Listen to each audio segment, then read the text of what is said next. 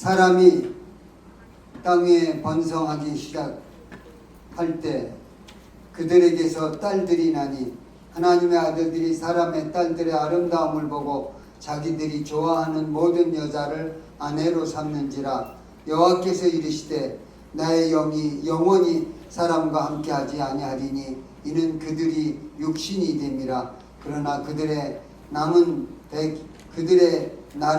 120년이 되리라 하시니라. 당시에 땅에는 네피림이 있었고 그 후에도 하나님의 아들들이 사람의 딸들에게로 들어와 자식을 낳았으니 그들은 용사라 고대에 명성이 있는 사람들이었더라.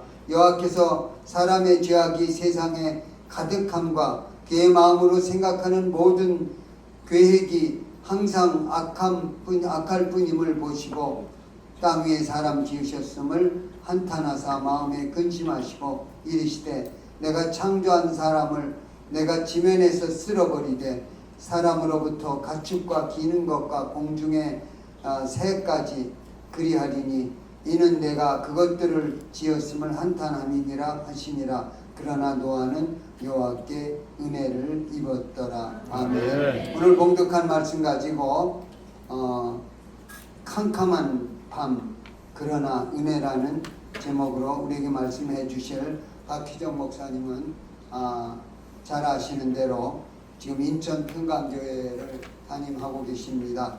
그리고 우리에게는 또 여러 가지로 젊은 세대들이 참 좋아하는데 우리 그 사랑 상한 갈 때 꺾지 않으시는 그 노래를 작사하신 것부터 시작하셔서 젊은 세대들이 기다리고 있는 하나님의 음성 오늘 목사님 나오셔서 우리에게 들려주시겠습니다. 목사님 나오셔서 말씀해 주세요.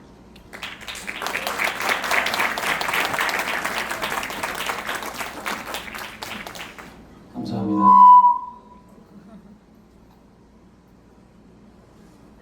꽃을 달아주셔가지고 주례가 나올 것 같습니다. 신랑 신부들 여기 다 계시네요. 어차피 교회에 대한 얘기를 할 거고 교회의 신비 또 그게 결국 신랑 신부의 이야기 또 결국 예배의 이야기인 줄 믿습니다. 네, 또 귀한 시간에 또 부족한 종 세워주셔서 너무 감사드리고 무엇보다 하나님께서 또 이 시기에 이 시즌에 특별히 또 저를 세우신 이유가 있다면 하나님께서 이 부족한 종을 통해서 또 필요한 말씀을 또 우리 모두에게 흘려보내는 그런 시간이 될 거라고 믿습니다. 우리 잠깐 기도하겠습니다. 존귀하신 하나님 아버지, 하나님 원하시는 대로 사용하여 주시고 하나님 또 제 삶을 통해서 준비시키셨던 그리고 또 정리시켜 주셨던 오늘 이 놀라운 이 또 예배와 또 생명의 복음이 이 시간 함께 흐르게 하시고 우리가 오늘 신학적으로 다른 어떤 또 신학의 기준들이 있다 할지라도 결국은 말씀으로 진리로 하나 되는 복된 시간이 되기를 소망합니다. 이 모든 것들 가운데 주님 홀로 영광 받으시고 우리 주 예수님의 이름으로 축복하고 기도하옵나이다. 아멘. 아멘.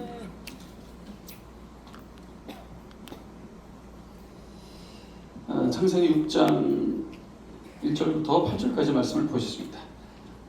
사실 쉽지 않은 본문이긴 한데 이 본문을 통해서 또 하나님께서 또 이 세대 모든 세대를 또 이끌어 가신 굉장히 중요한 진리들이 담겨 있기 때문에 함께 이 시간 저에게 주어진 한 시간 안에 이 말씀을 함께 나누도록 하겠습니다.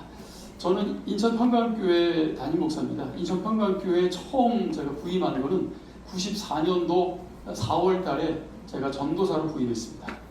1994년도 4월 달에 전도사로 부임해서 2026년도 지금까지 한 교회에서 32년째 사역을 하고 있습니다.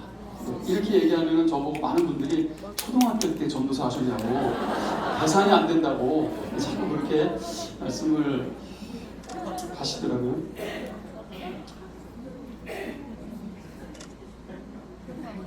한 10년 전 인천 평강교회 청나로 이전하기 이전에 있었던 일인데 저희 집사님 부부를 교회 로비에서 만났는데 어머니를 처음 뵀어요. 그 부부의 어머니를.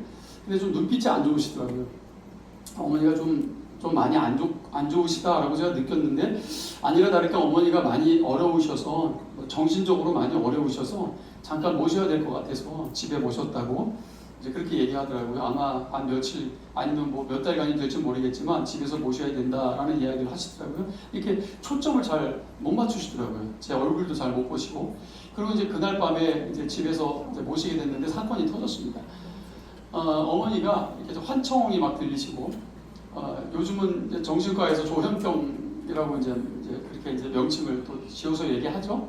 그러니까 우리는 굉장히 영적인 부분도 있다라는 거 우리가 부정할 수 없습니다. 물론 또 이 신경 정신과도 굉장히 발전됐기 때문에 우리가 영적인 것과 그다음 의료적인 것이 함께 가면 더 건강하겠죠.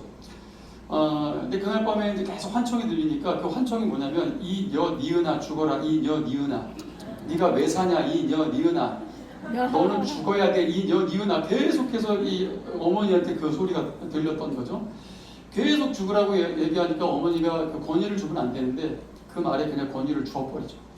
그래서 주변을 이제 두리번두리번 했는데 아들이 이제 등산 다닐 때 썼던 손도끼가 눈에 보이니까 그 도끼를 가지고 이제 본인 허벅지를 찍으신 거예요. 근데 이게 찍자마자 아들이랑 손주들이 깜짝 놀라가지고 어머니한테 다 달겨드는 거죠. 그런데 그 손주가 해병대 출신이고요. 굉장히 아주 뭐 좋습니다. 체격도. 자, 그런데 다 날아갔대요. 나중에 간증하시는데 다 날아가는 거예요. 그 할머니 어머니를 못 이기는 거, 할머니를 못 이기고 초인적인 힘이겠죠. 다 날아가고 그리고 계속해서 자기 허벅지를 찍으셔가지고 심줄이고 뭐고 다 끊어진 상태로 서울대학교 병원으로 긴급하게 옮기셔서 거기서 봉합수술을 이제 긴급하게 했습니다. 자, 그런데 문제가 뭐냐면은 계속 치료를 받아야 되잖아요. 입원해가지고요. 자, 그런데 계속 병원에서 불안정하게 계속 소리 지르고 이게 정상적이지 않은 행동을 계속 하시니까 다른 환자들과 같이 있을 수가 없는 겁니다. 그렇다고 해서 이 뭐 더 비싼 병실에 가서 뭐 할 수 있는 그런 또 가정 형편도 못 되고 그래서 이제 그 동네에 있는 이제 작은 병원으로 쫓겨난 겁니다. 자, 병원에서 쫓겨나가지고 동네 병원으로 왔는데 문제는 동네 병원에서도 쫓겨날 판입니다. 왜냐면 이게 가만히 조용히 있질 않으시니까 계속 소리 지르고 막 이상한 행동들을 하시고 이건 뭐 정신과도 아니다 보니까 그래서 이제 저한테 막 울면서 전화가 온 거예요. 목사님, 저희 어머니가 지금 병원에서 쫓겨날 것 같습니다. 이러해서 봉합수술까지 했는데 지금 여기서 치료를 받아야 되는데 지금 쫓겨나야 될 상황입니다. 어떻게 해야 됩니까? 목사님 오셔서 기도 좀 해주세요. 이렇게 이제 이야기를 하셔서 저 이제 중보기도 팀을 빨리 뿌려가지고 이제 긴급하게 이제 그 병원을 이제 신방을 가게 된 겁니다. 가는 도중에 정말 기도가 많이 나오죠. 네, 정말 하나님 영광 나타나는 자리 되게 해달라고 막 기도하면서 갔습니다. 갔는데 병원 문이 살짝 열려 있는데요. 제가 이렇게 쓱 봤더니 이제 어머니가 이렇게 누워 계시다가 저하고 눈과 눈이 마주친 거예요. 탁 눈이 딱 마주친 거예요. 딱 보시더니 그런데 그 집사님 부부가 저한테 전화할 때 그랬거든요. 목사님, 우리 어머니 그 사랑하는 손주들 얼굴도 못 알아봅니다. 지금 저희도 알아봤다 못 알아봤다 계속 왔다 갔다 하십니다. 지금 정신이 없으십니다. 이런 얘기를 제가 들었거든요. 손주도 못 알아본다고. 그래서 저를 딱 눈이 마주쳤는데 저를 보자마자 이런 얘기를 하시는 거예요. 병실에 누우셔서 목사님 오셨네? 딱 그러시는 거예요. 제가 깜짝 놀랐습니다. 왜냐하면 보통 이 얼굴을 목사로 안 보거든요. 보통 연예인이나 뭐 영화배우나 뭐 탤런트냐 영화배우 이래야 되는데 목사님 오셨다. 제가 딱 듣자마자 게임 끝났어. 이건 게임 끝난 거야. 그때부터 오히려 평안을 딱 주시더라고요. 여러분 알다시피 이 제사장의 아들들이 사도 바울 흉내낸다 그래가지고 사도 바울이 되는 게 아니거든요. 야, 귀신들이 그러잖아. 내가 예수도 알고 바울도 아는데 너는 뭐냐? 넌 어디서 불러먹던 깨병따구야? 뭐 이러잖아요. 그런데 아니 이게 누가 봐도 이거 목사 아니거든요. 여기 계신 분들 봐봐요. 다 목사님 같고 선교사님 누가 봐도 목사님 같고. 저는 목회할 때도 굉장히 힘들었거든요. 저 목사를 안 보니까 어렵게 목회한 사람이에요. 지금 한 교회에서 32년째 어렵게 목회하고 있습니다. 그런데 목사님 오셨냐? 전 이래가지고 귀신한테 인정받은 목사님. 여러분 귀신한테 인정받아보셨어요? 네. 아니 손주도 못 알아보시는 분이 목사님 오셨냐? 딱 그러니까 거기서 게임 끝난 거 아니겠습니까? 네. 그런 또 경험도 있고 또 그런 체험도 있는 상황에서 또 지금까지 이렇게 또 하나님의 놀라운 은혜로 달려온 줄 믿습니다. 저에게 주어진 시간이 좀 길지 않아서 저 사실 뭐 드리고 싶은 간증들이 너무 많지만 새롭게 하소서에 뭐 어느 정도 또 내감에 이쁘게 간직이 되어 있고요. 한 80만 명 정도 보신 것 같은데 혹시 보셨습니까? 네. 제가 많이 보셨으면 그냥 넘어가려고. 혹시 보신 분, 네, 박희준, 제 간증 보신 분? 안 보시네요. 큰일 났네요. 네. 새롭게 하소서 안 보세요? 은혜로운 거 좀 많이 보세요. 저희 아버지가 무슬림이셨습니다.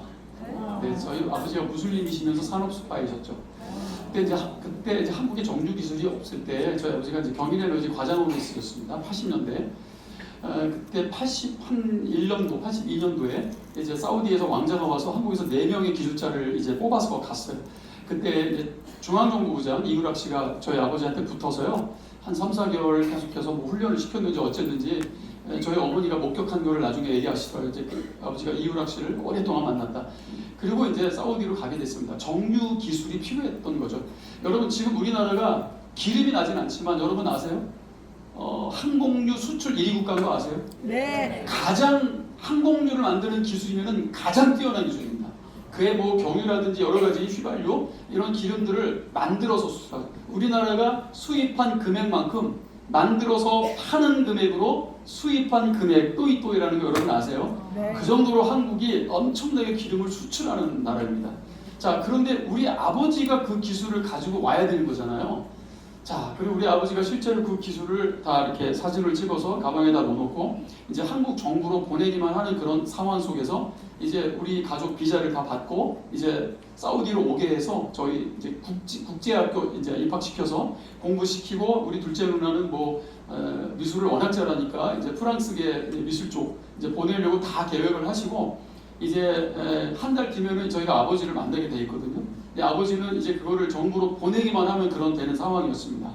그리고 저희가 이제 사우디를 가기 위해서 이제 뭐 나름대로 정리 다 하고 집문서도 집도 팔아달라고 이제 아버지 친구한테 부탁하고 그걸 기다리고 있는 그런 상황 속에서 이제 사우디에서 전화가 왔죠. 어머니가 받으셨습니다. 전화기를 떨어뜨리시더라고요. 너네 아버지가 돌아가셨다. 저희 아버지가 암살당하셨습니다. 네, 한 달 남겨놓고 그런데 처리를 자살로 해버렸어요. 사우디 정부에서. 그래서 자살로 처리가 됐습니다. 실제로 자살로 위장을 해버렸죠. 저희 아버지를 소위 살해하고 욕실에다가 아버지 허리띠로 목을 매달아놨어요. 그 상태로 발견이 된 겁니다. 그리고 자기들끼리 부검 다 하고 한국 쪽에서 한인 의사가 와야 되잖아요. 오기 전에 부검 다 해버렸대요. 그리고 간섭하지 말라고 경고가 떨어진 겁니다. 만약에 이 일로 너희들이 만약에 이제 참석을 하게 되거나 간섭하게 되면은 한국의 모든 근로자를 추방시킬 거라는 그런 경고성의 어떤 그런 상황들이 있었다고 하더라고요. 그때 같이 근무했던 아버지 동료들한테 제가 나중에 들은 이야기들입니다. 그렇게 저희 아버지는 이제 억울하게 돌아가셨어요. 근데 그때 당시 저희 아버지가 산업 스파이 일을 하면서 이제 아무래도 조금 그들 사회로 깊이 들어가시려고 이제 무슬림이 되신 겁니다. 위장으로 되신 게 아니라 실제로 한국에 휴가만 나오시면은 저희 자녀들을 다 이태원에 늘 데리고 가셔서 그래서 제가 그 아버지가 정말 그 이슬람으로서 그 절을 하잖아요. 그렇게 절하는 광경을 제가 아버지의 뒷모습을 제가 봤던 기억이 있습니다. 그때 굉장히 독실한 종교인처럼 실제로 비춰졌습니다. 제 기억 속에는. 그렇게 저희 아버지는 결국 그렇게 이제 시신으로 돌아오게 되었고 저를 맨날 부를 때 아버지가 맞상주야 이렇게 부르셨던 분인데 저를 진짜 중학교 1학년 때 맞상주로 만들어버렸습니다. 그래서 이제 아버지 장례를 마치고 이제 마지막 발인을 하는데 저희 작은아버지 아버지를 본 지 6개월 이상 됐다. 그러니까 마지막 모습을 봐야 되니까 저 관을 뜯어서 마지막 아버지 모습을 보자. 굳이 아버지 그 시신도 지금 뭐 거의 뭐 한 달, 2달 가까이 된 그거를 굳이 보자고. 그런데 여자들은 보지 말고 너는 남자고 넌 맞상주니까 아버지 모습 봐야 돼 하시더라고요. 그래서 제가 아버지 그 한 달 거의 2달 된 세상에 그 시신을 제가 봤다는 거 아니에요. 중학교 1학년짜리가. 그래서 이제 관을 뜯어서 보는데 깜짝 놀랐습니다. 얼굴은 이미 다 이렇게 막 허옇게 떠 있고 머리도 많이 빠져 계시고 무엇보다도 혀가 이렇게 나와 있더라고요. 제가 그때 이제 명확하게 알았죠. 아버지 그 목을 매놨다라는 이야기를 이제 듣고 이제 그때 제가 그 모습을 본 겁니다. 우리 아버지는 영웅이었어요. 정말 능력자였고 어느 정도 능력자였냐면요, 동네에서 마담들한테 인기 1위였습니다. 왜냐면 저희 아버지는 월급을 미국 회사에서 월급을 받아요. 그래서 그 현찰을 막 이제 들고 다니면서 생활비 조금 주시고 그걸 플렉스 막 동네 막 마담들한테 뿌리고 다니는 거예요. 그래서 마담들한테 인기 1위셨습니다. 인기 1위. 노래도 잘하셔, 막 색소폰도 부셔. 또 뭐 제 얼굴 보면 아시겠죠? 네, 그냥 뭐 인기가 벌써 뭐 대단하셨습니다. 그런 삶을 사셨던 분입니다. 그리고 이제 아버지가 그렇게 이제 바람을 피시니까 이제 어머니도 복수하겠다고 어머니도 바람을 피셨어요. 그래서 저희 어머니 아버지는 이제 서로 이제 쌍바람 맞바람을 피셨던 그런 가정의 에세서가 이제 맞상주였습니다.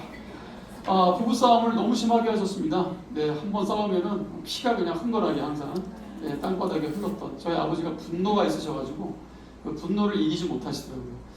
어머니가 아버지 안 들어오실 줄 알고 출장 간 줄 알고 막 새벽 2-3시에 몰래 들어오다가 잡히면 그냥 부부싸움을 심하게 하시는 거예요.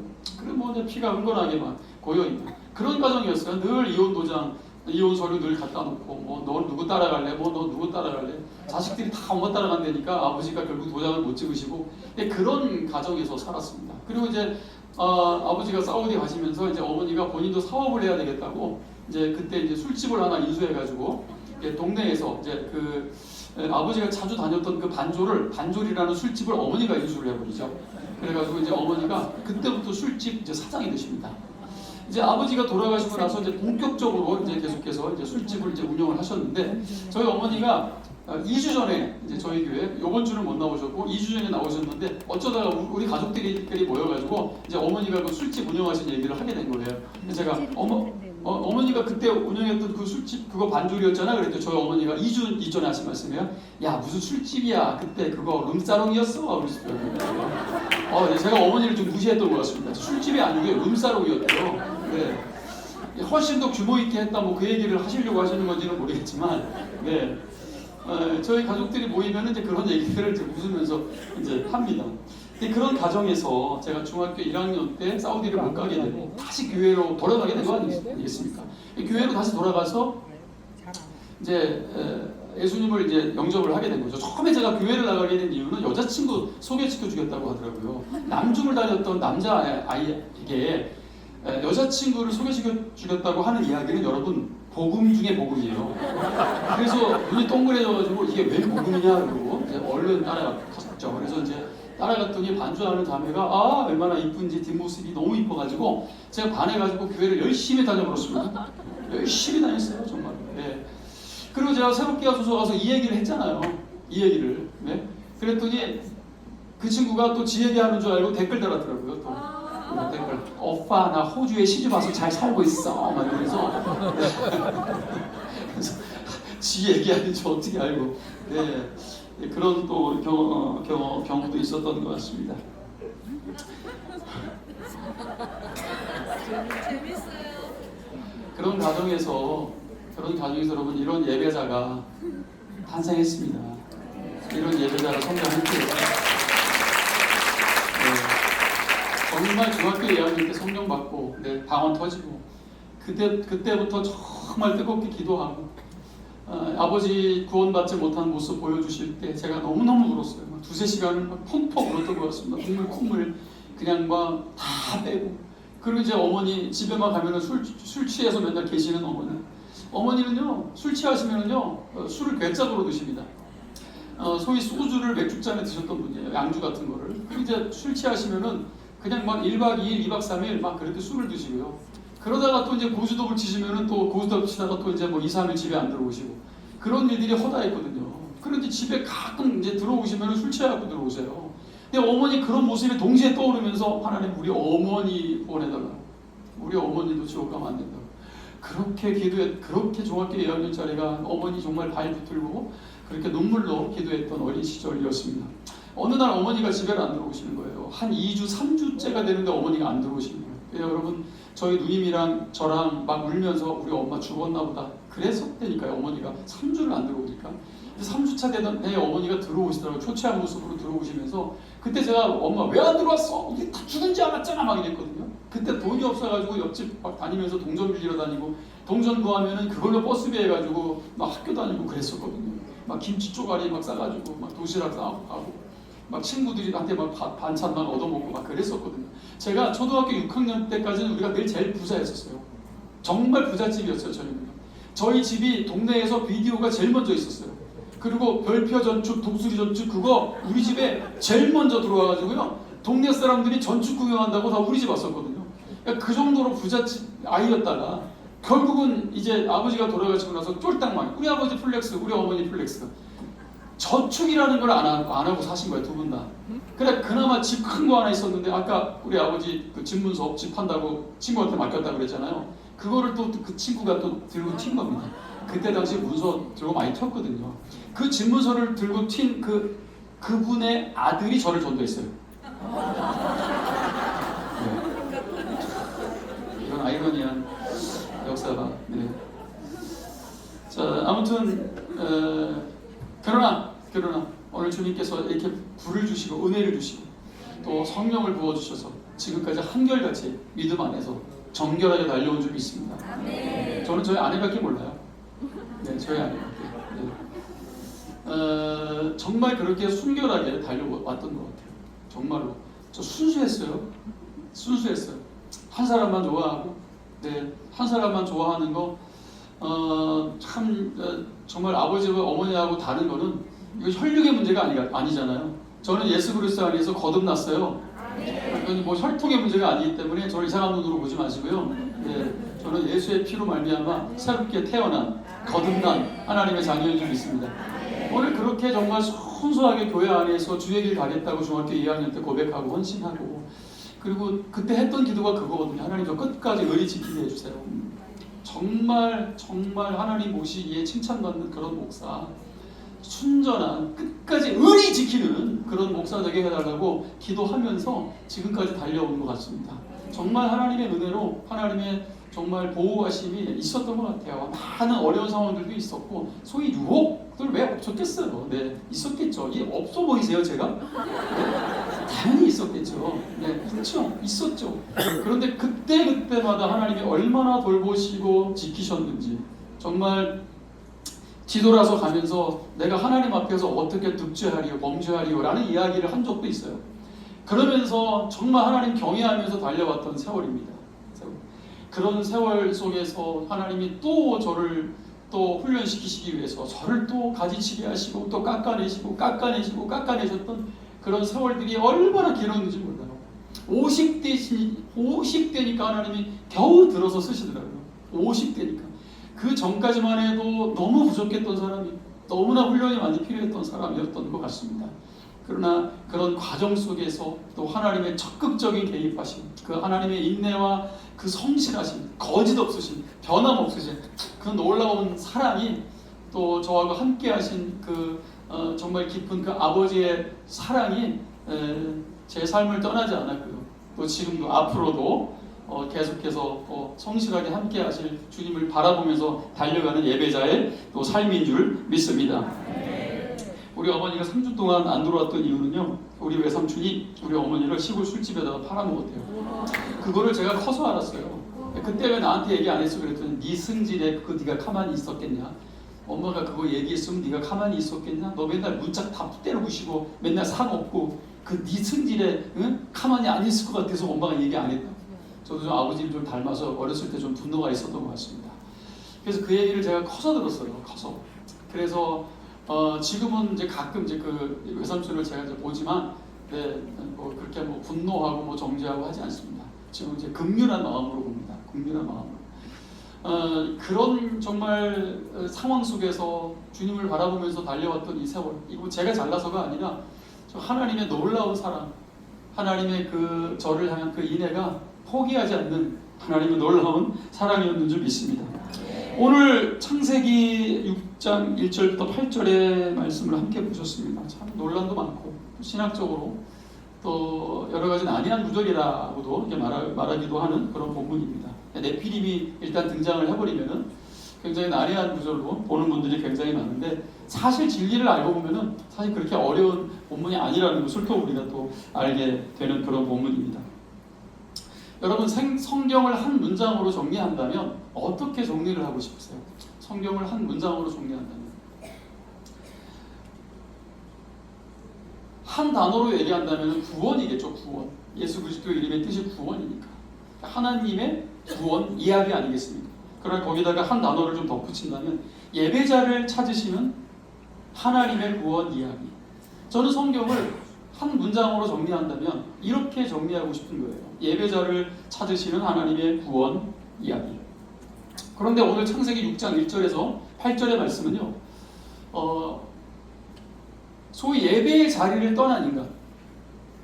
예배의 자리. 소위 그 경계 붕괴가 일어난 거예요. 결국 그것은 죄 하마르티아. 결국은 관역을 빗나갔다. 바로 그것이 하나님과의 언약, 약속이 깨진 거고요.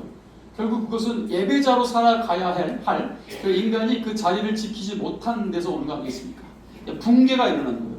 결국은 그 예배의 자리를 떠난 인간의 상태, 그리고 결국은 노아의 홍수, 즉 심판을 받을 수밖에 없는 그 심판의 임계점.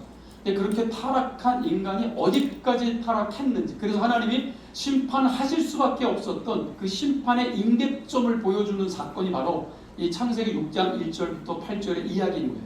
그러니까 노아의 홍수가 왜 올 수밖에 없었는지, 그때 인간의 상태가 어땠는지를 보여주고 있는 굉장히 심각한 본문인 것입니다. 여러분 질문 하나 드리겠습니다. 하나님이 달에 계십니까? 달에 가면 하나님이 계십니까? 네. 우주가 끝이 있나요? 여러분 우주가 끝이 있을 것 같으세요? 없을 것 같으세요? 없어요. 없어요? 네. 시작이 있는데 끝이 없나요? 와, 하나님 같은 게 우주인가요? 시작이 있는데 끝이 없다. 너무 신비롭죠? 과학계에서도요, 끝이 없다고 말하는 게 정설입니다.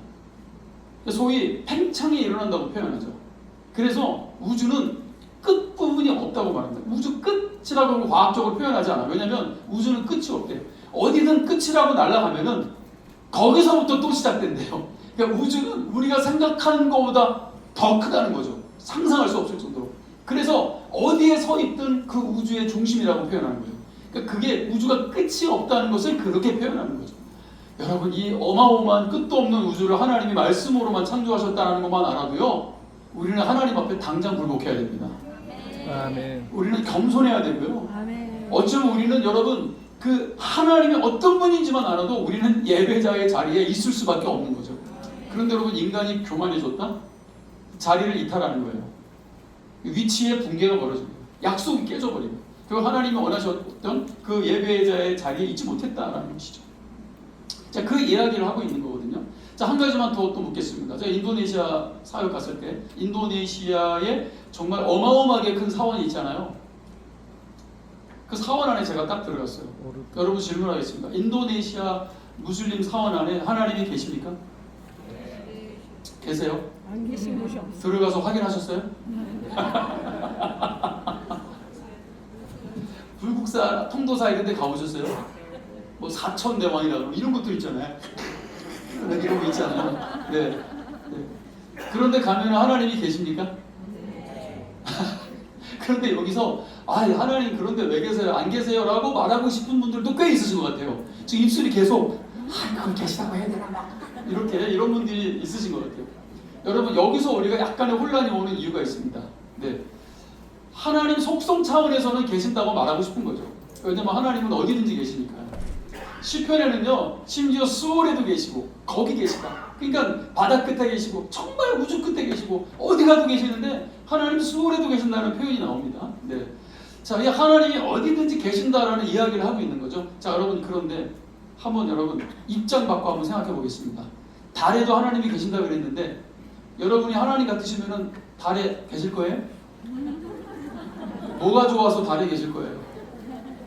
한번 생각을 해보세요, 여러분. 네. 제가 다 어린아이 같이 묵상한 얘기거든요. 네. 달에 계시다 하나님이? 왜? 하나님이 우주 끝에 계신다. 하나님이 블랙홀에 계신다. 왜? 왜라는 질문을 좀 던져보자고요. 예? 하나님이 거기 있고 싶으시겠어요? 여러분, 다시 말씀드릴게요. 무소부지하신 하나님, 어디든지 동시에 거하시는 하나님. 네, 신학적인 차원에서, 속성적인 차원에서 당연히 옳습니다. 하나님 어디든지 계시죠. 동시에 계시죠. 너무 크시기 때문에 하나님 계십니다. 그러나 그것이 하나님이 원하셨던 임재의 그림은 아니라는 거예요. 절대로요. 오늘 여러분 구약 성경은 하나님이 성전에 계시다고 말합니다. 하나님이 성전에 계시다. 여러분 성전은 건물입니다. 그럼 다시 말씀드릴게요. 하나님이 건물 안에 영원히 있고 싶으시겠어요? 건물에 뭐가 있다고요? 그럼 하나님의 영원한 계획은 정말 성전이라는 건물 안에 있는 게 하나님의 계획이겠어요? 아니라는 거죠, 여러분. 여러분 역대하 7장 15절에 오늘 솔로몬의 성전이 완공된 이후에 하나님의 음성이 들립니다. 내 눈과 내 마음이 영원히 이곳에 있겠다고 말씀하셨어요. 그러면 거기서 영원이라는 단어가 나옵니다. 그럼 영원히 하나님께서 벽돌로 지어진 건물 안에 있는 게 하나님의 뜻이었겠어요? 아니잖아요, 여러분. 오늘 우리가 고린도전서 3장을 통해서 알게 됩니다. 결국은 그것이 어떻게 성취됩니까? 우리가 하나님의 성전이요. 할렐루야. 우리가 하나님의 성전이요. 결국은 하나님의 영원한 계획하심은 여러분 벽돌로 지어진 건물에 있는 게 하나님의 뜻이 아니었다는 거죠. 결국은 여러분 하나님의 영원하신 구원 계획을 오늘 이 말씀이 우리에게 보여주고 있는 거예요. 하나님은 우리 안에 들어오고 싶으셨던 거죠. 우리 안에. 그것이 하나님의 영원한 계획인 줄 믿습니다. 우리 안에 들어오는 거예요. 여러분 이것은 인류 역사상 아니 우주 역사상 통틀어서 가장 위대한 사건, 가장 어마어마한 사건이에요. 하나님의 영이 하나님 그분이 우리 안에 들어와 버린 사건. 이거보다 더 큰 사건이 있겠습니까? 아니요. 없습니다. 이것이 예수님이 이 땅에 오신 이유이기도 하시죠. 제가 이제 그 말씀을 결론적으로 말씀드리겠지만 여러분 이 어마어마한 사건을 경험한 사람들이 바로 우리들인 것이죠. 너희가 하나님의 성전인 것과 하나님의 성령이 너희 안에 계신 것을 너희가 알지 못하느냐라고 말씀하신 것입니다. 결국 우리가 이렇게 성전으로 성취되는 것이죠. 하나님이 원하시는 건 신학적 속성 차원에서의 거기 계시는 게 아니라 하나님은 임재적 통치로 우리와 함께 있기를 원하셨던 거예요. 만약에 무슬림 사원에 들어가서 하나님이 거기 계신다고 말씀하신 분들은 임재적 속성 차원에서 계신다는 것보다는 예배자가 여러분 그 공간 안에 들어가게 될 때 무슨 일이 벌어지겠어요? 우리가 그 안에 들어가서 기도해요, 안 해요? 기도하죠. 하나님만이 진짜 하나님이라고 선포합니까, 안 합니까? 저들은 예수 그리스도를 알지 못하오니, 저들은 예수 그리스도를 통하지 못하오니, 저들이 부르짖는 그 하나님께 나갈 수 없사오니 저들을 불쌍히 여겨주시고, 하나님 오늘 저들에게 예수 그리스도를 통해서만이 하나님께로 나갈 수 있다는 이 진리가 저들에게도 증거되기를 원합니다. 그렇게 기도합니까, 안 합니까? 여러분 그렇죠. 결국은 그렇게 기도하는 예배자 한 사람 때문에 주님의 임재적 통치가 그 공간 안에 임하는 거예요. 이게 여러분 예배와 임재의 원리라는 것입니다. 그래서 우리가 선교하는 거예요. 그래서 선교하는 거예요. 네? 속성 차원에서의 하나님이 거기 계시는 것이 아니고요. 임재적 통치. 그래서 우리가 예배자를 세우는 거예요. 예배가 없는 곳에 예배가 있게 하기 위해서 우리가 선교하는 것입니다. 그렇게 예배자를 세우는 사역인 것이죠. 여러분 결국은 성경이 이야기하는 것 예배자와 비예배자의 이야기를 하고 있다는 거예요. 최초의 성전이 어디입니까? 에덴입니다. 에덴이 성전이라는 거 알고 계십니까? 벽돌로 지어지진 않지만 에덴은 분명히 성전의 모든 여러분 이 신학적인 특성을 가지고 있죠. 자 그런데 에덴에서도 붕괴가 일어난 거예요.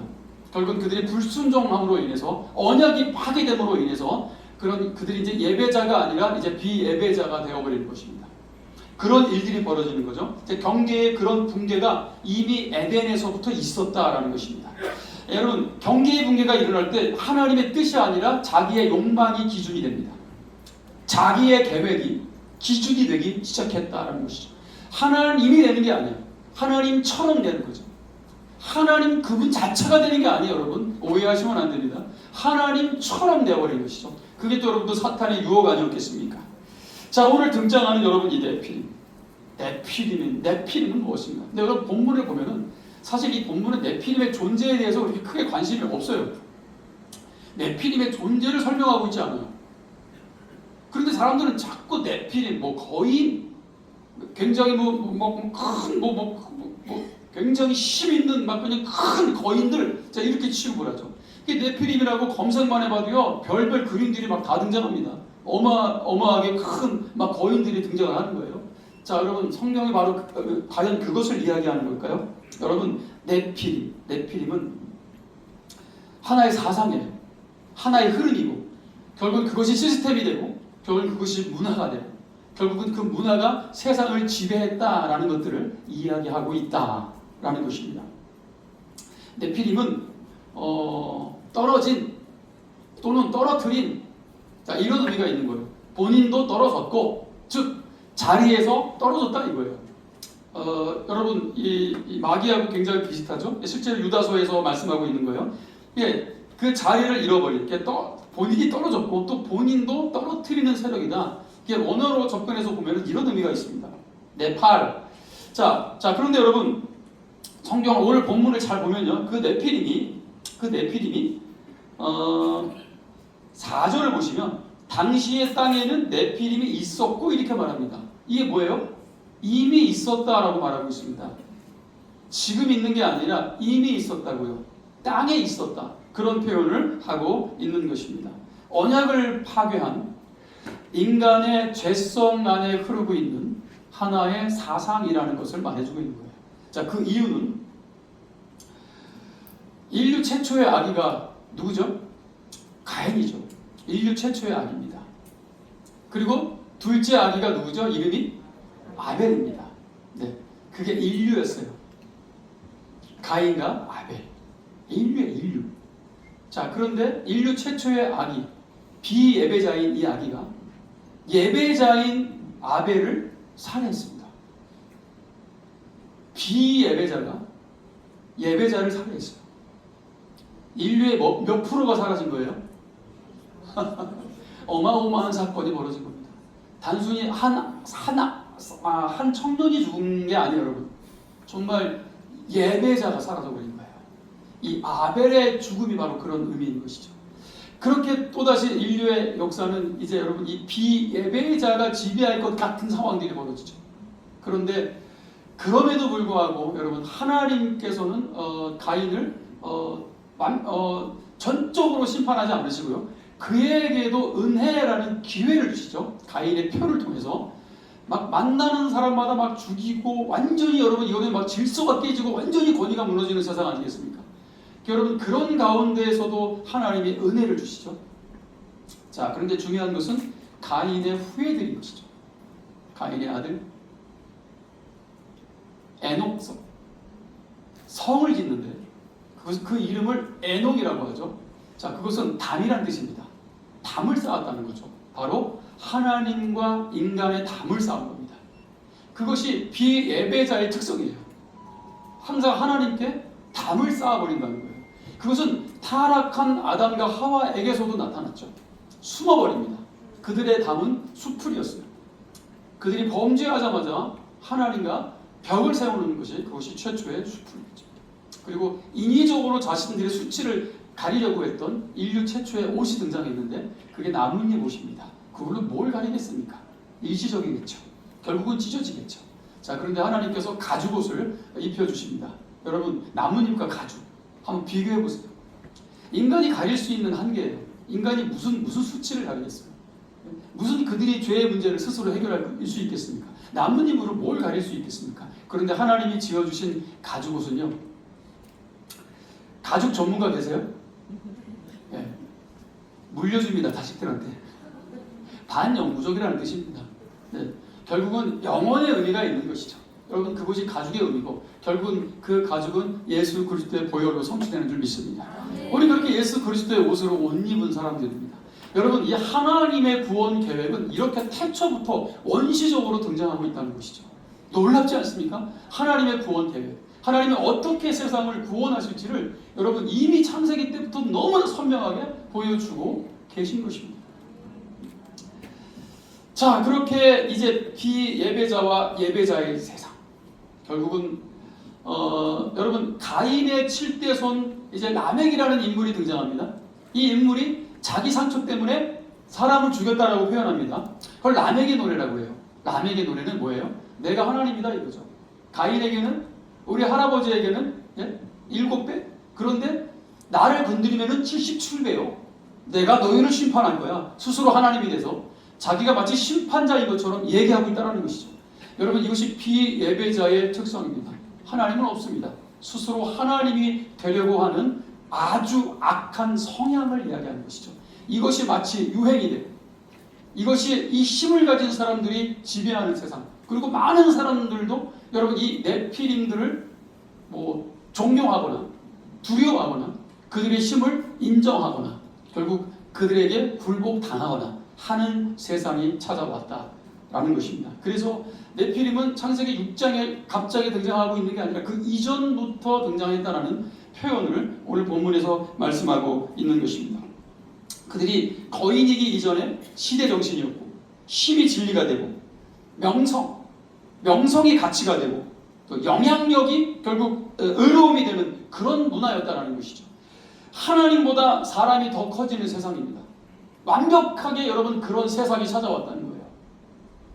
그런 세상, 완벽하게 그런 문화가 세상을 완전히 지배했다라는 것이죠. 하나님 없이도 행복할 수 있다고 믿는 세상, 하나님 없이도 세상을 바꿀 수 있다고 믿는 그런 인간, 그런 세상, 하나님 없이도 자신의 이름을 하나님처럼, 아니 자기들이 하나님이 돼서 높일 수 있다라고 생각했던 그런 인간, 바로 이것이 네피림 사상이다라는 것입니다.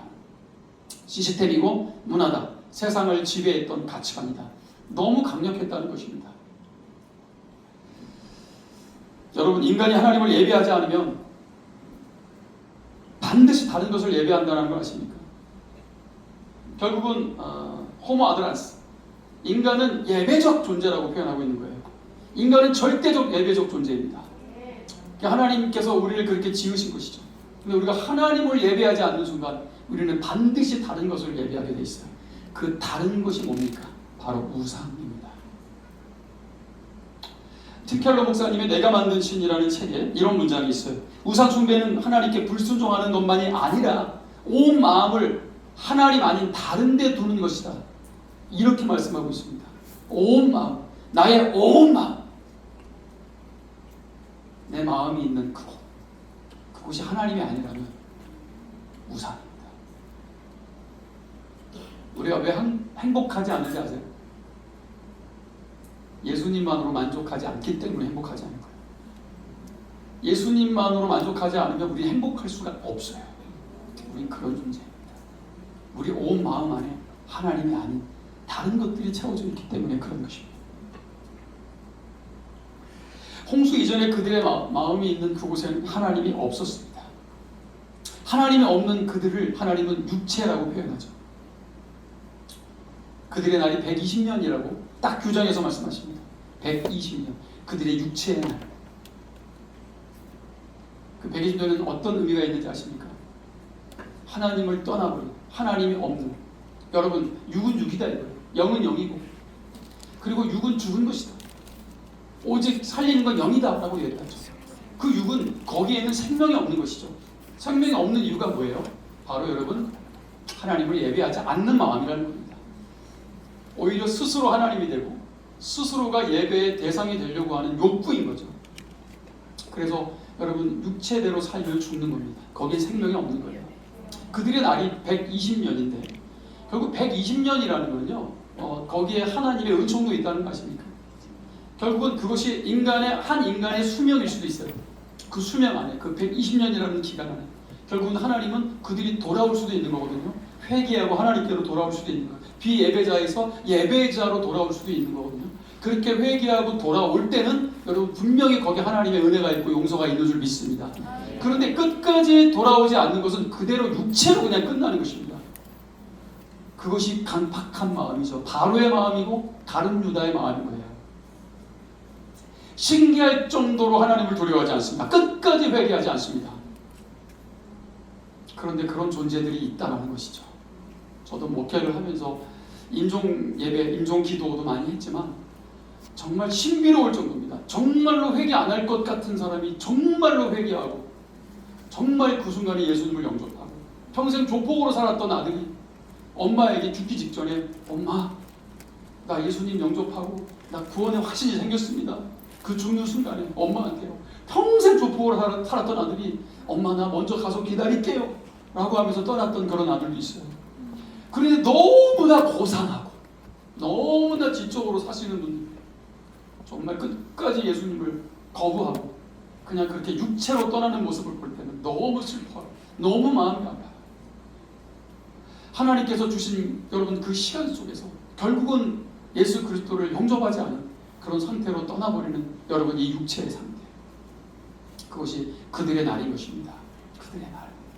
그럼에도 우리는 여러분 누가 하나님께로 돌아올지, 누가 강박할지 우리가 어떻게 알아요? 그러니까 우리는 최선을 다해서 여러분 하나님이 주신 기회에 생명의 복음을 반드시 증거해야 될 줄 믿습니다. 네. 성경은 분명히 인간을 예비하는 존재라고 하는데 우리는 누구를 예비하고 있는가? 우리는 무엇을 위해서 예배하고 있는가? 우리는 무엇을 위해서 부름을 받은 것인가? 여러분 왜 목사가 되고 왜 선교사가 되려고 하셨어요? 저는요 그 중학교 2학년 때 성령 받고 불 받고 방언 받고 막 뜨거워서 방방 뛸 때요 우리 동네에 유명한 김 땡땡 목사님이 오셨어요. 부흥사로. 근데 저희 교회에서는 그런 부흥사를 초청한 적이 없으세요. 담임 목사님. 왜 그러셨는지 외부 유명 강사를 부르신 적이 단 한 번도 안 계세요. 그런데 이 중학교 2학년짜리가 뭘 안다고? 제가 그 교회 유치원 출신이거든요. 저는 부잣집 아들이었기 때문에요. 유치원 교복을 입고 유치원을 나온 사람이에요. 근데 그 교회에서 그 유명한 목사님이라고 누가 이렇게 지나가면서 알려주신 거예요. 제가 뭣도 모르고 그 집회에 혼자 참여를 한 겁니다. 기특하게 혼자 가가지고 그 부흥회에 가가지고 이렇게 앉아 있는데요. 그 목사님께서 본인이 왜 목사가 되셨는지 얘기하시는 거예요. 그렇게 뭐가 똥꼬가 이렇게 어떻게 막 될 정도로 가난했대요. 그런데 그 가난한 집안인데도 불구하고 집에 목사님만 오시면 어머니가 막 최고의 것으로 대접을 한다. 어디서 그런 고급 재료와 음식이 나오는지 모를 정도로 막 목사님만 오시면 막 최고의 것으로 막 대접을 했다는 거예요. 그래가지고 그 목사님이 그걸 보면서 야 나도 목사가 돼야 되겠다 이렇게 생각하셨대요. 그걸 보고 목사. 그 중학교 2학년짜리가 그 말씀 듣다가 아 목사가 되면은 아 저렇게 대접받고 사는구나. 저는 아버지가 돌아가시고 쫄딱 망했으니까 갑자기 그 말씀이 또 제 귀에 확 들어오더라고요. 아 목사가 되면은 그래도 밥은 굶지 않겠구나 그런 생각을 했던 것 같아요. 저는 중학교 2학년 때 제 미래에 제일 걱정이 뭐냐면 밥 굶을까 봐. 왜냐면 너무 가난해가지고요. 어머니가 여러분 막 2, 3일씩 안 들어오고 저희 키우던 개가요 먹을 음식이 없어가지고요 영양실조 걸렸었어요. 저희 개가요. 결국은 개 장사가 훔쳐가가지고 너무 슬퍼서 울었던 기억이 있는데 그 정도로 정말 뭐가 찢어질 정도로 가난했었거든요. 그랬더니 그 얘기를 들으니까 아 목사가 되면은 저렇게 대접을 받고 사는구나. 이 네피림 사상이 들어와 버렸네요. 잘못된 사상이 들어왔어요. 그게 목사가 되는 이유가 되면 안 되잖아요. 그런데 어린 시절에 그런 이야기를 듣고 저도 모르게 아 목사가 되면은 그런 대접을 받고 사는구나 라는 완전 착각 속에 그게 여러분 제 지식 속에 제 사상 속에 들어와가지고요 얼마나 저를 힘들겠는지 하나님이 그거 뽑아내시려고 저를 가만히 안 두셨다니까요. 정말 제가 받았던 이 훈련의 과정들이 여러분 얼마나 심각했는지 아십니까? 제가 살아왔던 모든 과정을 다 설명할 수는 없지만 기도를 많이 했었던 것 같아요. 20대 때 계속해서 그 경건주의 정말 기도 막 산기도 다니고요. 제가 또 훌륭한 또 친구 목사 전도사를 만나가지고 그때 그 친구랑 그렇게 막 산기도를 다녔던 것 같아요. 막 산에 다닐 때 일부러 무덤 있는 데 찾아다니거나 아니면은 그 청천동 거기 이제 그 무당촌들이 있는데요. 거기는 무당들을 훈련시키는 무당의 신학교였었어요. 그래가지고 그 무당 신학교에서 새벽 2시만 되면 구슬합니다. 그리고 이제 그 작주를 타고요. 그러면 이제 저희는 그 산에 올라가가지고 이 친구하고 저하고요 그렇게 막 영적 전쟁한다고 엄청나게 막 밤새도록 기도했던 성탄절 행사 끝나고 12월 24일날 밤에 올라가서도 기도했어요. 그렇게 막 영하 막 15도 막 20대 올라가가지고 막 기도하고 막 어마어마한 기도했던 것 같아요. 그리고 왜 이렇게 막 능력 달라고 나무 뿌리를 뽑고 다녔는지 모르겠어요. 근데 여러분 가만히 생각해보니까 왜 이렇게 능력을 달라고 기도했을까? 그 시대 우리가 왜 이렇게 능력이 왜 필요했을까? 여러분 냉정해지셔야 돼요. 정직해지셔야 돼요. 왜 능력이 필요하셨어요? 정말 한 영혼을 위한 거 맞습니까? 아니면 능력 있는 좀 종이 되고 싶으셨어요? 그래서 명성? 유명해지고 싶으셨어요? 큰 교회 목회를 하고 싶으셨던 겁니까? 여러분 이런 것들이 교회 안에 들어와 있는 위험한 사상입니다. 이게 네피림이에요. 이 사상이 교회 안에도 들어와 있다는 걸 여러분 우리는 인식해야 되는 것이죠. 그래야 하나님이 기뻐하시는 여러분 우리가 예배자로 서는 줄 믿습니다. 이 비예배자와 이 예배자, 여러분 이 네피림은 전적으로 하나님의 예배를 가로막는, 하나님의 예배를 빼앗아가는 사상입니다. 교만인 것이죠. 무서운 거거든요. 이런 것들이 들어왔어요. 제 안에도. 한 번은 제가 교회에서 양육을 하고 이제 제자들을 이제 많이 양육을 했어요. 여러 분야의 제자들이 있었던 것 같습니다. 막 캐나다에서 온 제자도 있고, 미국에서 온 또 제자도 있었고, 또 나름 또 사업을 또 크게 하는 제자들도 있었고, 그 중에 어떤 또 자매가 있었어요. 남편은 설계사인데 이 자매는 직업이 없어요. 직업이 없는데 이제 자기가 뭘 하려고 이제 애써서 이제 뭔가를 벌리려고 했는데 돈이 없어가지고 작은 경차도 하나 못 살 정도로 이제 어려웠던 그런 자매였었어요. 그것 때문에 식구들한테 받은 상처를 저한테 막 얘기해준 적이 있는데, 어느 날 제자 양육 끝나고 하나님께서 막 뭐 강력하게 임하시는 것 같아요. 그래서 막 감동이 와가지고, 제가 이제 그 제자를 위해서 기도를 딱 해줬습니다. 기도를 딱 손을 딱 얹는데, 여러분 그거 아시잖아요. 파노라마 쫙 보여주시는데 신기하더라고요. 그냥 보여주시는 대로 이야기했습니다. 신기하더라고요. 기도 중에 하나를 보여주시는데, 네가 잘하지 않는다. 너는 아무것도 하지 않는다. 그런데 왜 네가 아니라 다른 친구가 잘한다. 그런데 그 친구가 잘하는 모든 유익이 너에게 온다. 하나님이 너에게 재정적인 엄청난 복을 부어주시는데 상상할 수 없는 재물의 복을 하나님이 너에게 부으신다. 그런 기도를 했던 것 같아요. 그런데 정확하게 6개월 뒤에 기도한 대로 똑같이 이루어져가지고요. 이 친구가 원래 이 친구 꿈이 11조를 1억 하는 게 꿈이라고 저에게 자주 얘기했었거든요. 그리고 제가 이제 그런 기도를 한 거고요. 어마어마한 이 부의 축복이 너에게 온다. 하나님이 부으신다. 근데 네가 잘하는 게 아니다. 그런데 이 친구가 6개월 뒤에 11조 1억을 하게 됩니다. 정확하게 6개월 뒤에 벌어진 일입니다. 11조 1억을 하는데 제가 그 5만 원짜리를 봉투에 쑤셔 놓는 걸 제가 봤거든요. 제가 그때 알았어요. 저 정도 쑤셔 놓으면 1억이 나오는구나. 몇 개의 봉투에. 네, 그걸 제가 봤는데 그 친구가 이제 그런 그 하나님의 은혜를, 놀라운 은혜를 입고 나중에 이제 교회에서 간증을 하게 돼요. 그래서 이제 이 친구가 이제 간증을 했죠. 간증을 했는데 간증한 이후에 어떤 일이 벌어졌을 것 같으세요? 많은 분들이 저한테 기도 받고 싶겠어요? 어쩔 것 같으세요? 네, 지금도 막 몇 분 튀어나오려고 막 엉덩이가 들썩들썩 하시는데, 그래서 많은 분들이 저한테 이제 기도를 받으려고 막 찾아오는 거예요. 여러분, 그때 제가 기도를 해드려야 되잖아요. 답을 가라고 할 수는 없잖아요. 자, 그때 제가 깜짝 놀랐습니다. 그 자매는 그 시즌에 하나님이 보여주신 것 그대로 저는 이야기했을 뿐이에요. 그건 제 얘기가 아니었어요. 그냥 보여주신 대로 이야기한 거예요. 그런데 많은 분들이 오는데 다 똑같이 보여주니까? 아니거든요. 아닙니다. 절대 아닙니다. 보이지도 않고 들리지도 않아요. 아무것도 없어요.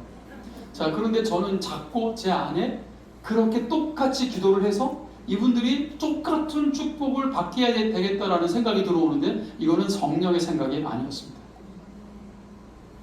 넌 내 생각이 아닌데 왜 막 네가 그게 내 생각인 것처럼 네가 말하니?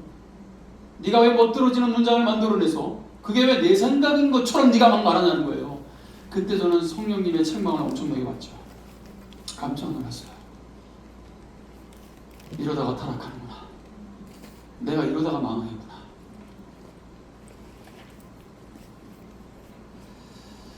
저희 교회에 지금까지도 치유학교가 있습니다. 네, 제가 지도자 과정을 다 밟았고요.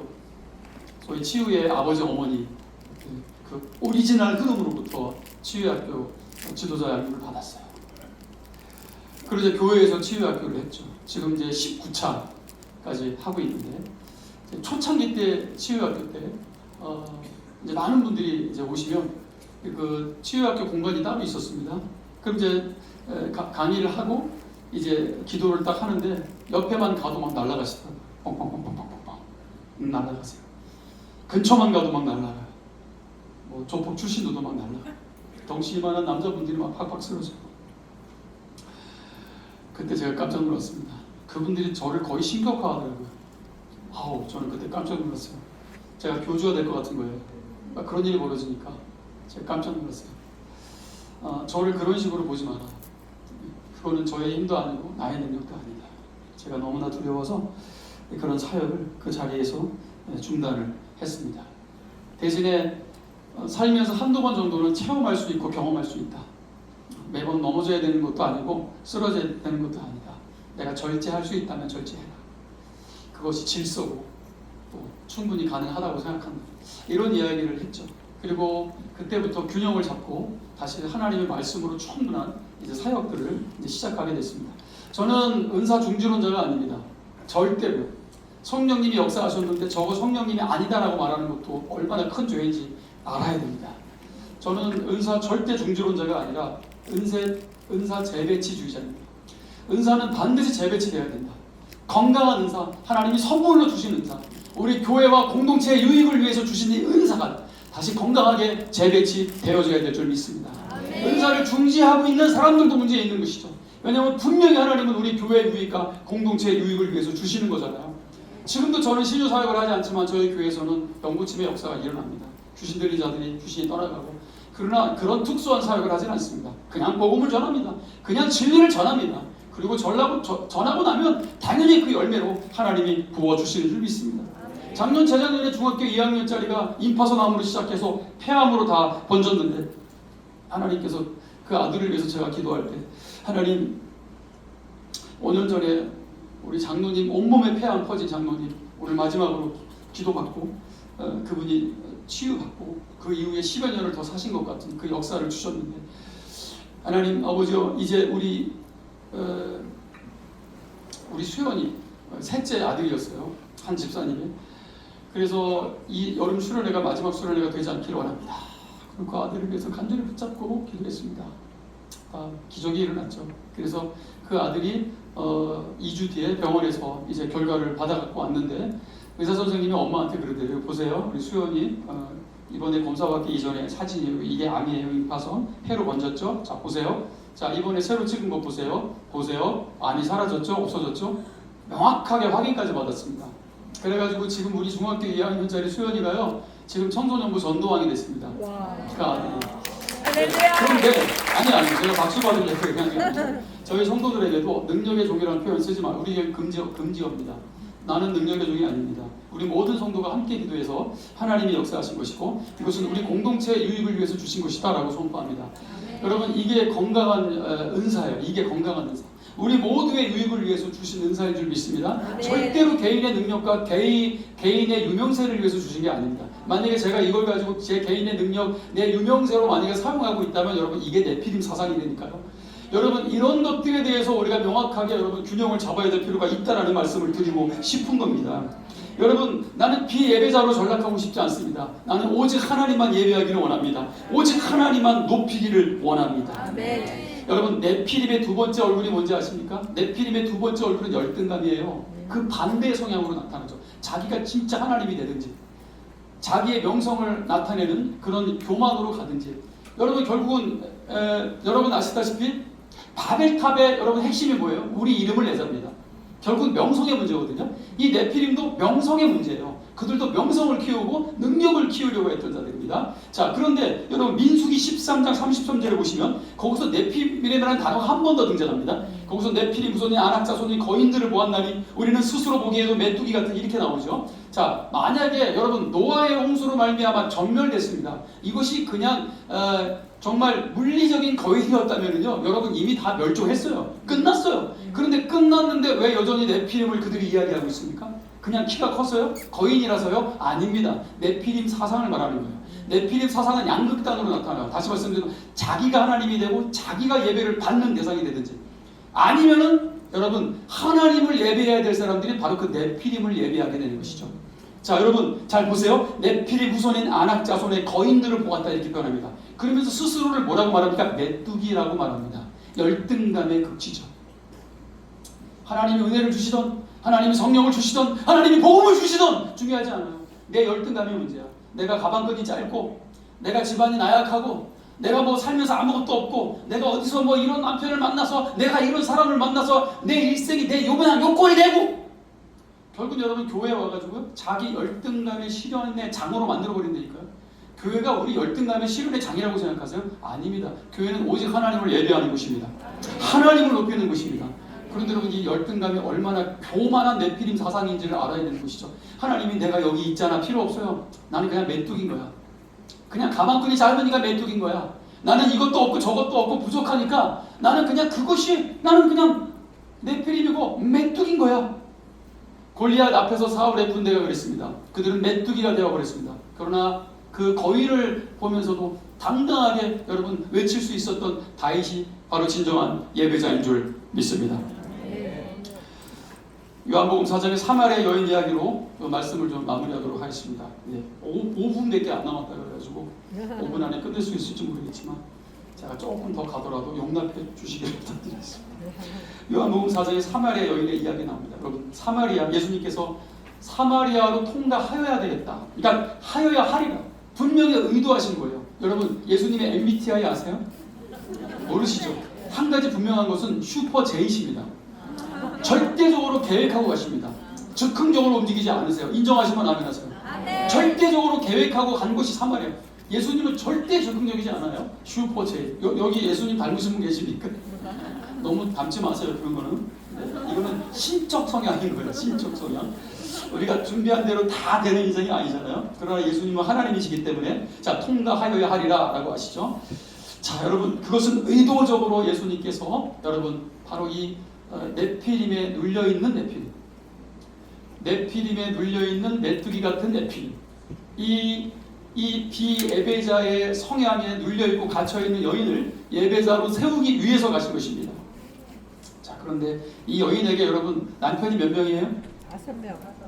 몇 명이에요? 5명. 남편이 5명이에요?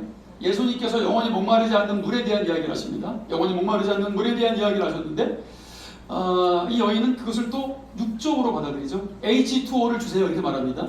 이 우물에 물 안 길러오게 좀 귀찮지 않게 H2O 이거 달라고. 자 그런데 그것은 H2O가 아니었죠. 네. 자 예수님께서 분명히 구원과 영생과 관련된 그 물을 이야기하신 거예요. 물 구원이죠. 영생이죠. 자 그런데 그 얘기를 해놓고 여인이 그 물을 내게 달라고 하니까 예수님께서 뭐라고 하시냐면 남편 데리고 와 이렇게 얘기합니다. 남편 데리고 와. 갑자기 남편 데리고 대뜸 얘기하십니다. 여러분 아시잖아요. 이 여인에게 남편 얘기를 금지합니다. 만약에 예수님 옆에 상담사나 심리학자가 있었으면은 아마 예수님한테 이렇게 얘기했을 거예요. 예수님 눈치도 없으셔. 저 여인한테 남편 얘기 금지야. 아우 진짜 예수님 상담하고 안 배우셨어요. 이 여인의 상처를 건드리지 마세요. 상처가 신이 되고 세상적인 학문이 신이 되고 진리가 아니고요. 여러분 지금 세상이 그렇잖아요. 상처가 신입니다. 상처받은 사람 건드리면요 완전히 사랑 없는 사람으로 찍혀버립니다. 물론 우리가 주의해야 되겠죠. 지혜가 필요하죠. 조심해야 되겠죠. 그래서 여러분 예수님은 하나님이십니다. 이 여인의 핵심을 건드리는 거죠. 예수님의 대화 방식이 항상 그렇습니다. 길게 대화를 늘어뜨리지 않으세요. 핵심을 건드리십니다. 남편 데리고 와. 그랬더니 여인이 뭐라 그래요? 나는 남편이 없나이다. 없습니다 이렇게 얘기합니다. 많습니다 이렇게 얘기 안 하고 없습니다. 여러분 왜 이 여인은 남편이 없다고 얘기했죠? 바로 이거예요. 여러분 남편에게 짓눌려 살았던 거죠. 남편을 의지하고 살았던 거죠. 그 남편은 이 여인에게 거의 신적 위치였던 것입니다. 이 남편 때문에 먹고 살 수 있고 이 남편 때문에 자기의 존재가 유지될 수 있다고 생각하는 거예요. 자 그런데 생각해보니까 남편들한테 버림받았어요 안 받았어요? 버림받은 거죠. 남편한테 버림받은 게 갑자기 파노라마처럼 싹 지나갔겠죠. 생각해보니까 그래 저 인간들 저놈들 내 남편 아니야. 살다 보니까 저것들이 나를 버렸는데 어떻게 남편이겠어. 그리고 지금 이분이 갑자기 남편 얘기를 딱 하는 순간 결국 자기의 존재를 감추지 말아야 되겠다라는 순간 생각이 든 거죠. 그래서 나는 남편이 없다라고 얘기하신 거죠. 얘기한 거죠. 자 그런데 예수님이 여인의 마음을 다 보고 계시죠. 예수님은 전지하신 하나님이십니다. 그래서 네 말이 옳다라고 얘기합니다. 남편이 없는데 그걸 옳다라고 얘기하신 거죠. 왜 옳다라고 하신 거예요? 바로 이거요. 그래 그것은 너에게 우상이었고 그것은 너의 존재를, 너의 영혼을 절대로 구원할 수 없는, 책임져 줄 수 없는 너의 우상이었어 라는 말씀을 여러분 다 생략해서 하고 계신 것입니다. 그러면서 이어지신 말씀이 뭐예요? 너에게 남편이 5이나 있었지. 방금 여인이 없다고 그랬잖아요. 근데 갑자기 5이나 있었지 또 얘기했습니다. 방금 없다고 했는데. 그리고 또 하시는 말씀이 그런데 지금 있는 그 남자도 네 남편이 아니니라. 도대체 남편이라는 거야 아니라는 거야. 이 짧은 대화가 지나가지만 여러분 이 짧은 대화 속에 오늘 예수님께서는 이 모든 이 여인의 모든 삶의 전부를 보고 계신 것입니다. 예수님은 이 여인을 예배자로 불러내시면서 여러분 죄 가운데 아니면 우상에 사로잡힌 채로 있지 않기를 원하셨던 거죠. 우상에 사로잡혀 있는 채로 여전히 여러분 네피림 사상을 가지고 있는 채로 여전히 내 명성과 내 이름을 내는 걸 목적으로 살아가는 여러분 그들이 어떻게 하나님 앞에 예배자로 설 수 있겠습니까? 불가능합니다. 그래서 예수님은 콕 집어서 가장 중요한 핵심인 그 부분을 도려내고자 했던 것입니다. 이 놀라운 예언이 이미 호세아서 2장 16절 17절에 있습니다. 여러분 들어보세요. 여호와께서 이르시되 그날에 네가 나를 내 남편이라 일컫고 다시는 내 바알이라 일컫지 아니하리라. 내가 바알의 이름을 그의 입에서 제거하여 다시는 그의 이름을 기억하여 부르는 일이 없게 하리라. 아멘. 그 바알을 제거하신 것입니다. 여러분 히브리어 바알의 남편이라는 의미가 있다는 거 아시죠? 네. 여러분 놀라운 여러분 이 말씀이 이렇게 성취되는 것이죠. 결국은 여러분 이 바알을 우상을 남편 삼아 눌려 있었던 결국은 이 네피림에 눌려 있었던 또한 이 메뚜기와 같았던 이 여인을 우리 주님은 예배자로 불러내시고 계시는 것입니다. 그러면서 영과 진리로 드리는 예배에 대한 말씀을 주고 계십니다. 영과 진리의 예배. 영으로 드리는 예배 자꾸 우리가 태도로 말씀하시는데요. 여러분 영으로 드리는 예배는 아까 제가 맨 처음에 말씀드린 것이죠. 바로 이것은 거듭난 자의 예배라는 것을 믿으시기를 축원합니다. 네. 영으로 예배할 수 있는 건 오직 거듭난 자만이 할 수 있는 거예요. 성령이 우리 안에 들어오실 때 비로소 우리가 영으로 노래하고 영으로 노래하는 것이 바로 새 노래인 것이죠. 새롭게 태어난 새로운 피조물 고린도후서 5장 17절 말씀입니다. 거기에 여러분 새로운 피조물 바로 뉴 크리에이션 새로운 창조물이라는 거죠. 인류 역사상 존재하지 않았던 세대가 태어난 것입니다. 여러분 아브라함도 모세도 다윗도 절대로 그들은 성령의 내주를 경험하지 못했습니다. 못했어요. 여러분 이거는 신학적인 정답이에요. 여러분 어느 누구도 구약 성경에 성령의 내주를 경험한 사람은 없습니다. 그래서 다윗이 기도하죠. 성령을 내게서 떠나게 하지 말라고 그렇게 기도하는 거죠. 그때 당시에는 성령이 오셨다 떠났다 했던 시대였다는 것이죠. 그러나 여러분 성령이 우리 안에 임했을 때 여러분 한번 여기 임하신 주님께서는 말씀하셨죠. 내가 영원히 내 눈과 내 마음이 영원히 함께하리라 말씀하신 줄 믿습니다. 아멘. 바로 여러분 우리의 진짜 구원은 그렇게 영원하게 이어지는 것이죠. 자꾸 구원이 왔다 사라졌다 구원이 있었다 사라졌다 기분 좋으면 구원받은 날이고 기분 안 좋으면 오늘 구원 없는 날이고 구원이 그렇게 들락날락하는 게 아니에요. 구원은 들락날락하는 게 아니고요. 구원 받지 않은 사람들이 구원 받은 것처럼 살아가는 것이죠. 결국은 그 정체가 드러나는 거예요. 거듭나지 않았는데 거듭난 것처럼 살아가는 것이죠. 그게 종교적 신념으로 충분히 가능하다는 이야기입니다. 제가 새롭게 하소서 나갔을 때 그 간증 주제가요 이거였어요. 무슬림 아버지 목사 아들. 그런데 제가 나가서 새롭게 하소서를 이렇게 모니터링 하는데 알고리즘 타고 하나 따라오더라고요. 근데 그 제목이 뭐냐면 무당 엄마 목사 아들이에요. 무당 엄마 목사 아들도 있더라고요. 제가 웃으면서 봤어요. 그랬더니 그 목사님의 엄마는 무당이었어요. 영종도 최고의 무당이었대요.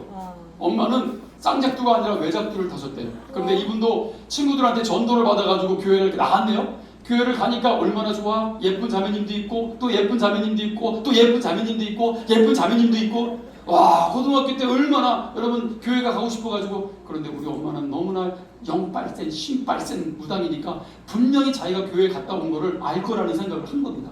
그런데 교회가 너무 가고 싶으니까 엄마한테 허락을 받은 거예요. 자 떨리는 마음으로 엄마 저 친구들 따라서 교회 갔는데 엄마 나 교회 너무 가고 싶어요. 그랬더니 엄마가 뭐요? 네가 교회를 가고 있어. 그거 겁나 좋은 것이요. 열심히 다녀보라.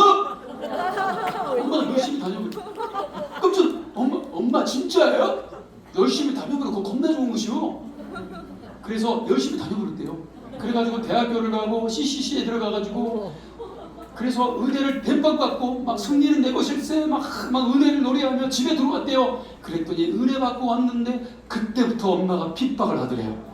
정확하게 그때부터 핍박이 시작된 거예요. 왜 시작됐는데 아시죠? 거듭났기 때문에 그런 거예요. 그러면 그 이전에 교회 열심히 다녀보는 건 뭐예요? 종교적으로 열심히 다닌 거예요.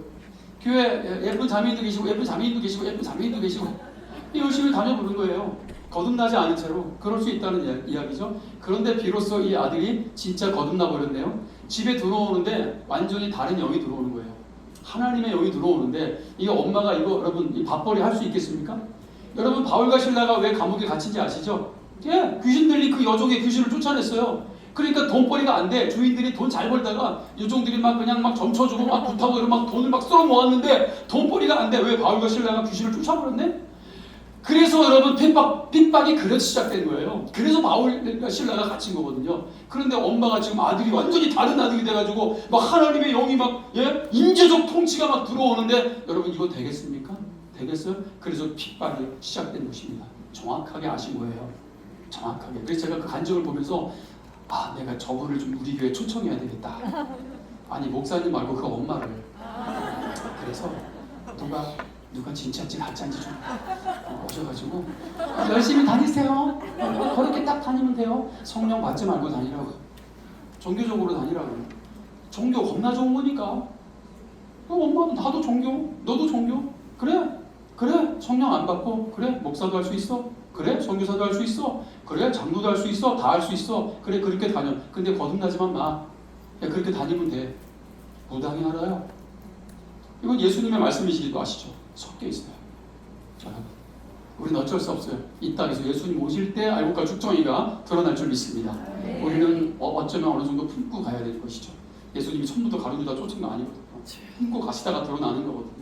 결국 우리의 교회는 그렇습니다. 자꾸 가짜를 골라내려고 하지 마십시오. 그냥 사랑하고 섬기고 품어야 될 줄 믿습니다. 네, 정리하겠습니다. 네. 그럴 때 여러분 우리 교회가 어떤 부르심을 입었는지를 여러분 우리 명확하게 알아야 될 필요가 있습니다. 바울은 데살로니가전서 5장 17절 데살로니가전서 5장 10절에 쉬지 말고 기도하라라는 이야기를 합니다. 여러분 쉬지 말고 기도하라가 어떻게 가능합니까? 그것은 고린도후서 5장 17절과도 연결이 된다는 거죠. 바로 우리가 여러분 새로운 피조물이자 그리고 우리가 성전이 되는 것을 이야기하는 것이죠. 그건 기도의 시간을 말한 게 아니에요. 여러분 기도 하루에 2시간씩 했던 분이 1시간밖에 못하면 불안합니까? 왜 불안해야 되죠? 내가 기도의 시간을 못 채웠나요? 뭐 때문에 그래야 되는 것이죠? 여러분 우리는 쉬지 말고 기도할 수 있는 존재들입니다. 이거는 기도의 분량과 기도의 시간을 말하는 게 아닙니다. 이것은 우리가 기도의 존재가 되었다는 걸 말하고 있는 거예요. 기도의 존재죠. 여러분 예배자도 영과 진리로 존재로 태어나는 것입니다. 진리로 태어난다? 여러분 빛 가운데로 어떤 것도 가릴 수 없는 인재적 통치 가운데로 나가는 것이죠. 음흉한 마음으로 못 나갑니다. 못 나가요. 어떻게 뇌 죄를 감추면서 숨기면서 못 나갑니다. 불가능합니다. 이게 알레데이야. 이게 진리의 예배인 것입니다. 영과 진리로 성령 안에서 예수 그리스도의 이름으로 하나님 아버지께 나아가는 예배가 영과 진리의 예배인 줄 믿습니다. 빛은 그렇게 우리의 모든 연약함을 다 드러냅니다. 오늘 저는 하나님의 말씀이 빛의 역할을 한다고 믿습니다. 우리의 연약함과 정체를 드러내신다고 믿습니다. 여러분 드러나는 것은 은혜입니다. 드러날 때 해결하셔야 됩니다. 드러나는 건 절대적 은혜인 것이죠. 하나님 우리의 예배를 더 깊은 예배로 이끌어 가실 줄 믿습니다. 우리의 사명을 더 깊은 사명으로 하나님이 기뻐하시는 사명으로 세워주실 줄 믿습니다. 다윗처럼 춤을 춘다. 여러분 제가 그 찬양을 만들었는데 애들이 춤만 추고 수련회 끝나면 다 집으로 가버려요. 그 다음 주 교회 안 나옵니다. 죽어라고 다윗처럼 춤을 춰놓고서 교회를 안 나와버립니다. 여러분 잘못된 예배죠. 흥분해서 예배하는 감정적 예배의 결과일 뿐이죠. 예배는 여러분 여호사밧 예배가 그런 예배인 것이죠. 그때만 승리했죠. 그들이 계속해서 예배자의 삶을 살지 않았죠. 그것은 성령의 내주, 영과 진리의 예배가 아니기 때문에 그런 거예요. 구약적 한계가 있는 예배인 것이죠. 아이들도 팔딱팔딱 뛰지만 다윗처럼 여러분 춤을 춘다라는 것은 명확한 의미를 알고 뛰어야죠. 그것은 다윗이 왕의 자리에서 내려오는 거예요. 보좌의 자리에서 내려오는 거예요. 자기가 내피림이 아니에요. 자기가 영광을 받는 자리가 아니에요. 오직 하나님만이 예배의 대상인 것입니다. 내가 이스라엘의 왕이 아닌 하나님이 이스라엘 왕이십니다. 그리고 내려온 자리가 뭐예요? 바로 광대가 추는 춤의 자리로 내려온 것이죠.